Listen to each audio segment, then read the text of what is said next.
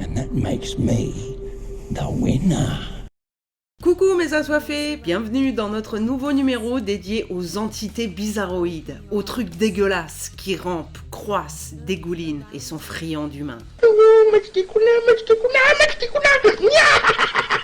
Ma sélection, Elmer le remue-ménage ou Brain Damage en VO, c'est-à-dire lésion cérébrale, est née de l'esprit rigolard et foufou de monsieur Frank Henenlotter. Il était déjà papa de Frères de sang en 1982, film à budget minuscule devenu culte qui raconte les aventures sanglantes et parfois touchantes de Dwayne et son frère siamois Belial, qui ressemble à de la diarrhée humaine mais vaut mieux pas le lui dire en face. D'ailleurs, les frangins font une incursion dans l'univers d'Elmer lors de la scène dans le métro. Elmer sort sur les écrans en 88 dans l'indifférence générale, mais quand il est distribué en vidéo, le succès est au rendez-vous et il reste aujourd'hui un classique du gore cartoonesque comme son aîné Basket Case. Côté casting, Brian, le personnage principal, est joué par Rick Hurst, dont ce sont les débuts. Par la suite, il jouera plutôt dans du soap comme Les jours de notre vie, I'm a doctor, Cliff, not a mathematician. General Hospital et plus récemment Dynasty. La voix d'Elmer est celle d'une star américaine horror host des années 50-60. Un horror host est un présentateur de films d'horreur ou série B, un peu comme nos speakerings de l'époque. Pour les autres, ce sont d'illustres inconnus apparaissant dans la franchise Basket Case ou qu'on retrouvera dans le troisième délire d'Henenlotter, Frankenhooker. Let's go pour le pitch. Dans un immeuble new-yorkais, un couple d'un certain âge est excité à l'idée de nourrir de cerveau leur... On sait pas quoi, on sait que ça vit dans l'eau. Horreur, leur animal de compagnie a disparu et c'est le gros bad. Leur voisin de palier, Brian, vit avec son frère Mike et il a une copine, Barbara. Aujourd'hui, il a chopé le Covid, alors il dit à Barbara d'aller en concert avec son frère, lequel en est bien content. Plus tard dans la soirée, Brian se réveille toujours pas frais et découvre du sang dans son pieu qui vient de l'arrière de sa tête. C'est quel variant qui fait ça? Puis il comprend qu'il est pas seul. Hi.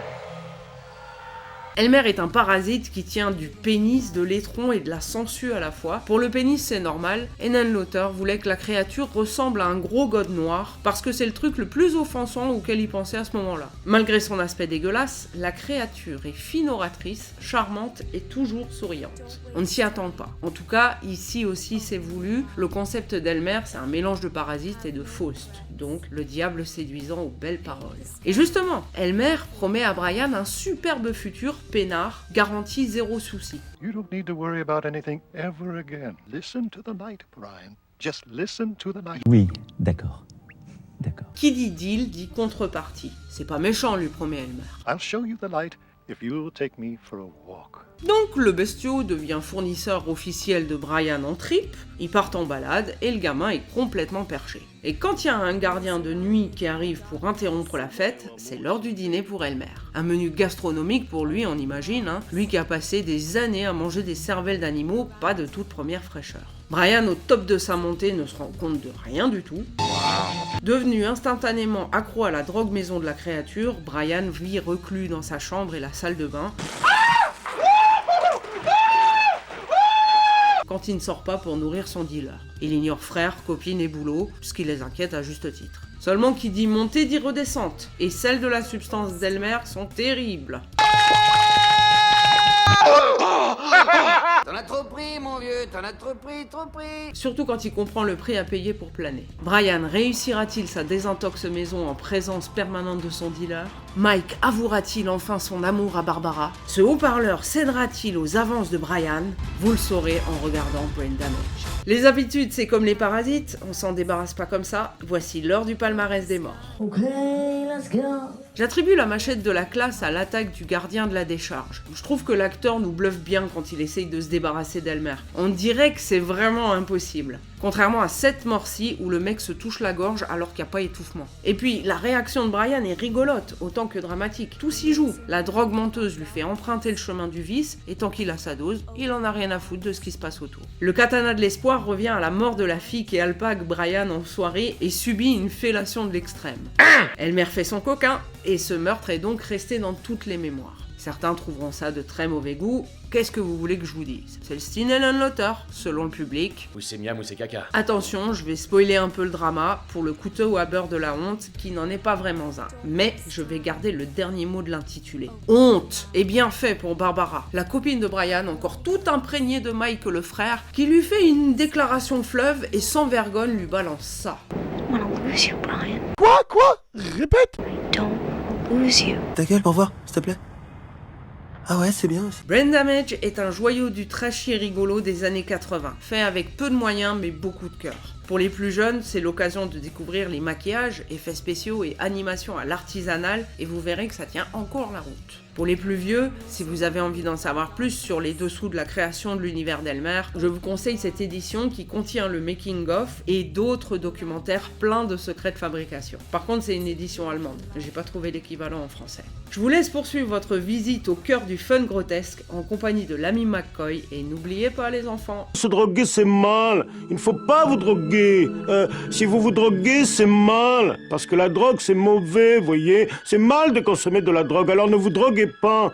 Aucune drogue, voyez, parce que c'est mal. La drogue, c'est mauvais, voyez.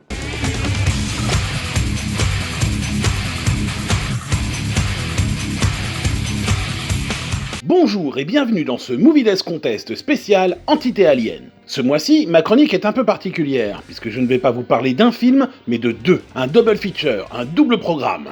Double dégâts. J'ai longtemps hésité entre deux péloches, et comme j'arrivais pas à me décider, choisir c'est renoncer, je bouscule les règles. C'est des films un peu jumeaux, je pouvais pas parler de l'un sans l'autre. Du coup, ça va durer un peu plus longtemps. Bah ils en ont de la chance, tes followers. Les bobines du mois sont The Blob de 1988 de Chuck Russell et Slither de 2006 de James Gunn. Dans le premier, une météorite s'écrase près de la bourgade d'Arborville. Du caillou s'échappe un liquide rose et épais. Et tout à coup, se pointe un clochard.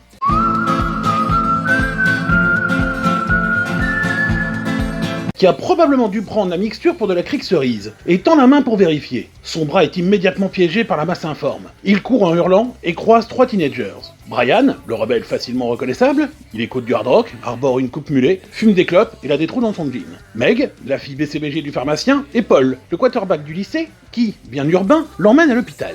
Sur place, le blob termine le bras du clodo et continue sa progression sur le reste du corps. Résultat, le vagabond passe très vite de l'état solide à l'état liquide. On meurt comme on a vécu, il paraît. Paul, qui s'inquiète, va rendre visite au gueux et se fait engloutir à son tour. Et c'est là qu'on s'aperçoit que plus le blob ingère de victimes, plus il croît. Du verbe croître, les jeunes, hein, pas du verbe croire. Il grandit, quoi. Le blob s'échappe et se met en quête de kidam à ingérer. Brian et Meg feront tout ce qui est en leur pouvoir, c'est-à-dire pas grand-chose, puisque ce sont des lycéens de Cambrousse après tout, pour exterminer la barbe à papa géante extraterrestre. Mais l'est-elle vraiment? Au casting, quelques trognes connus, à commencer par Kevin Dillon, frangin de Matt Dillon, qui a toujours vécu dans l'ombre de son frère. Moins beau, moins bon, moins coté, la dure loi de la nature. Mais il trouvera un rôle à résonance rigolote dans la meilleure série du monde, mais pas woke pour un sou, je préfère vous prévenir, La sulfureuse entourage, où Kevin joue à la perfection le meilleur personnage du show, le bourru et anxieux Johnny Drama Chase, grand frère de la star de cinéma Vinny Chase, qui a toujours vécu dans l'ombre de son cadet, étant moins beau, moins bon et moins coté, bien que dans le métier avant lui. Un rôle qui ne lui a pas été donné par hasard. Qui de mieux pour incarner un tel personnage que quelqu'un qui vit ça depuis des années. On a aussi vu Kevin dans quelques films à qualité variable, comme Platoon, War Party, The Doors,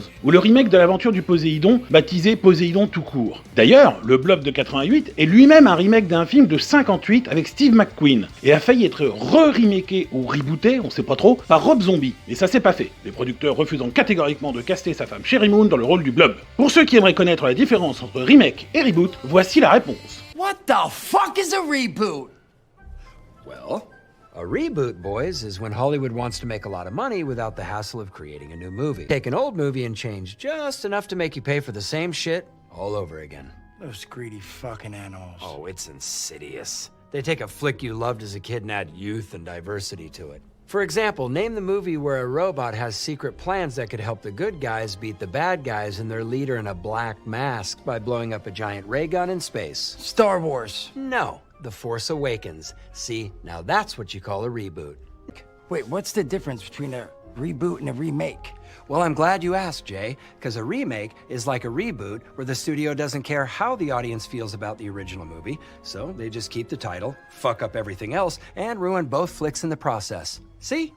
Dans le Blob, on croise aussi Shawnee Smith, qu'on a vu dans le génial Prof d'enfer pour un été, où Mark Harmon, le guise d'NCIS, n'a pas les cheveux gris et fait du roller torse-poil et en casquette. Je conseille ce film aux fans de teen movies et de Massacre à la tronçonneuse. Je t'ai vu lever un sourcil d'ici, Cathy. Dans Summer School, le prof autorise une projection de Massacre à la demande de 2 élèves, fans de films d'horreur et également apprentis maquilleurs, qui foutront une belle frousse à l'inspectrice chargée de vérifier que les cours sont réglementaires. Je vous mets le lien dans la description. On a vu Smith également dans le pas très bon mais apprécié par beaucoup, dont moi, ma belle-mère et Johnny Lawrence, le badass sensei of a badass dojo, le marrant aigle de fer, où un teenager aidé de ses potes fomente un plan pour piquer un F-16 de l'Air Force et libérer son père retenu en otage au Moyen-Orient.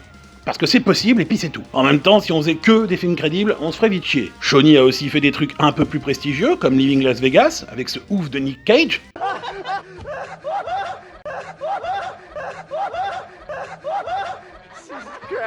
L'Armageddon de Michael Bay et The Island du même Michael Bay. Elle joue aussi une bouchère dans Saucisse. Oui, je sais, c'est une blague de beauf qu'on a entendue 59 fois. Bah, je m'en branle. Voilà. Mais au moins, je vous épargne son rôle qui pue des pieds dans Saucette. Ah bah non, trop tard, je l'ai dit. C'est rigolo. Bon, ça suffit. Vous remarquerez une petite apparition notable de la bombe Erika Eleniak, sauveteuse dans Alerte à Malibu et effeuilleuse dans Piège en haute mer avec Steven Seagal, qui du coup ne l'a pas harcelée sexuellement puisqu'elle avait dépassé l'âge limite, à savoir la majorité. Oui, je balance mon porc, même pas peur. Il est de notoriété publique que ce mytho de Steven a l'habitude de fourrer des trucs dans la bouche des gens sans qu'on lui ait demandé. Vous verrez aussi Paul McCrane en flic, et que vous connaissez sous une forme un peu plus crémeuse, je dirais. Souvenez-vous.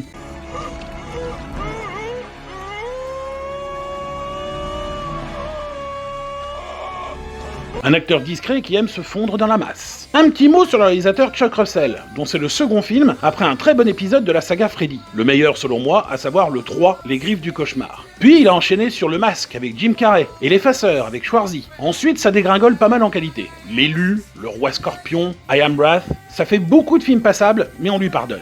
On notera beaucoup de bonnes choses dans le Blob. Des SFX à l'ancienne qui tiennent encore super bien la route, de l'action, de l'humour et des scènes assez couillues pour l'époque, comme la mort d'un enfant. Bon, il était chiant, donc ça passe, mais n'empêche, on voit pas ça souvent. Et puis quitte à choisir, je préfère voir un chiard y passer qu'un chat ou un chien. Dans un film, hein, évidemment, pas dans la vraie vie. J'enchaîne maintenant avec Slither, qui veut dire onduler ou glisser, rapport aux bestioles ressemblant à de grosses sangsues. D'où le nom des serpentards en VO, les Slytherin. En France, le film est renommé Horribilis, parce que... pourquoi pas. Alors c'est là que vous allez repérer quelques similitudes entre ces deux pochades gore. Les points de départ sont sensiblement les mêmes. Des créatures extraterrestres envahissent une petite ville de campagne, etc. C'est un peu obligé en fait. C'est pour contenir l'invasion que ça se passe souvent à la campagne. Si le truc tombe en plein Times Square, c'est l'extinction pure et simple de l'espèce humaine en peu de temps, comme dans Independence Day et la guerre des mondes. Donc il faut forcément que ce soit une petite ville à l'écart. C'était déjà le cas dans Grabbers, si vous vous rappelez l'émission de janvier. Et dans beaucoup d'autres. Gremlins, Critters, Tremors, etc. Ou dans un genre différent, le Alert de Wolfgang Petersen. Dans Horribilis, une météorite s'écrase dans la bourgade de Wilsey. Un mari fortuné mais négligé par sa jeune femme, qui a accepté de l'épouser bien trop jeune, par naïveté, la peur de rester seul et pensant être à l'abri du besoin, se rend compte un peu tard que Grant, c'est le nom du gars, n'est pas le mari idéal. Pas méchant mais pas romantique, pas très beau, un peu macho et avec un appétit sexuel qui dérange un peu sa dulcinée. Agacé par un énième refus de pouvoir mettre la brioche dans le four, Grant décide d'aller boire quelques verres au bar du coin où il rencontre une serveuse écervelée, folle de lui et qui ne lui cache pas ses intentions de le connaître bibliquement. Bourré, Grant se laisse tenter par une promenade forestière avec la jeune femme et s'enfonce dans...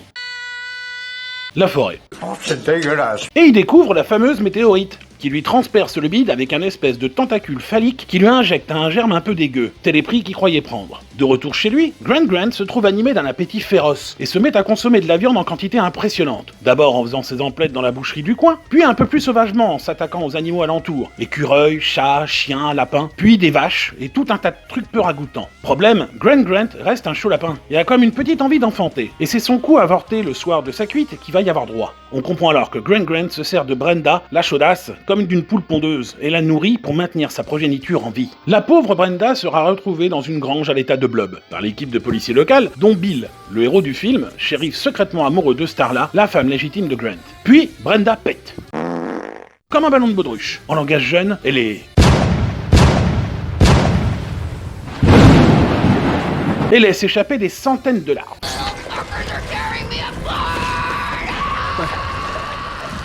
Oh, the bastard led us here. rejeton de Grant, qui s'empresse de rentrer dans la bouche de tous les gens présents sur place afin de prendre le contrôle de leur cerveau. Cerveau relié à l'esprit de Grant Grant, et avec qui elles ne font qu'un. Il faudra donc éliminer Grant afin d'endiguer l'épidémie de zombies qui ravage la ville. Car en théorie, éliminer Grant tuera également ses larves. Là, c'est pratique, ça. Bill, Starla, le maire de la ville, qui se révèle un connard grossier et misogyne, ainsi que quelques collègues policiers, vont s'atteler à la tâche. Y parviendront-ils? À la distribution, des gueules qui font plaisir, à l'instar du drôlatique Nathan Fillion, connu des geeks pour la chouette série Firefly, connu des ménagères pour la série Castle, et connu des flics pour la série The Rookie. Généralise, hein, j'ai vu les trois et je suis pas...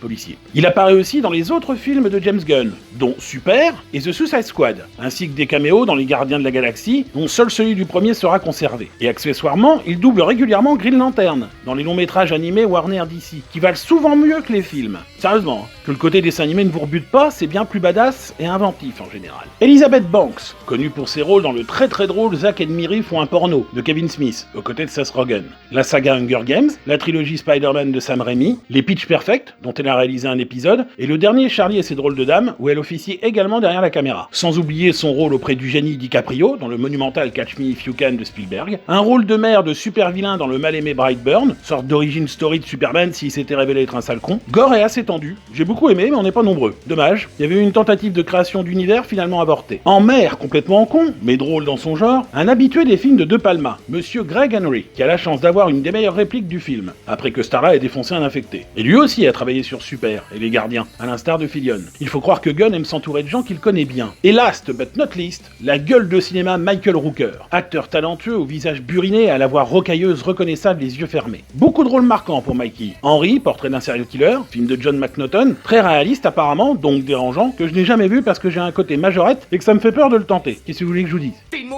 On l'a vu en raciste extrême, dans le chef-d'œuvre Mississippi Burning d'Alan Parker, Cliffhanger avec Sly où il joue un pote rancunier, Mallrats de Kevin Smith, encore lui, qui fait partie du View-esque Universe, et que je recommande avec fierté si vous aimez l'humour un peu trash et non sensique. Il a aussi fait le méconnu mais pourtant cool Le Suspect Idéal des frères Pate, Réplicante, un des meilleurs Van Damme, où Rooker traite le philosophe comme on traite les élèves dans les écoles de bonnes sœurs, à coup de grande claque dans la tronche.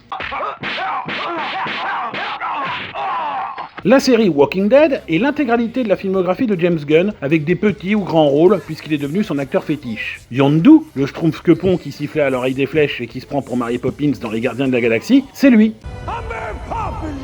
Parlons un peu de James Gunn, sale gosse du cinéma, à l'humour irrévérencieux, souvent en dessous de la ceinture, qui a commencé sur des productions Trauma Film, comme Troméo et Juliette, puis nous a sorti ce superbe horribilis, à la fois fun, gore et parfois quelque peu touchant, mais avec un peu d'humour déviant que j'affectionne particulièrement. Ensuite, il a fait le petit film indépendant Super, que j'ai mentionné tout à l'heure, film de super-héros étrange et clivant, à la mélancolie exacerbée, mais aussi très fun. Puis il est ensuite engagé par Marvel et DC pour réaliser les 2 Gardiens de la Galaxie, plus le 3e à venir, et le barré bien badass The Suicide Squad. Pas le premier tout moisi qui nous la joue gentillette, hein, non, sa suite remake, qui déboîte, explose et dans lequel on se marre sincèrement. Voici donc ma double programmation d'avril. Des films qui se ressemblent mais qui sont pas pareils.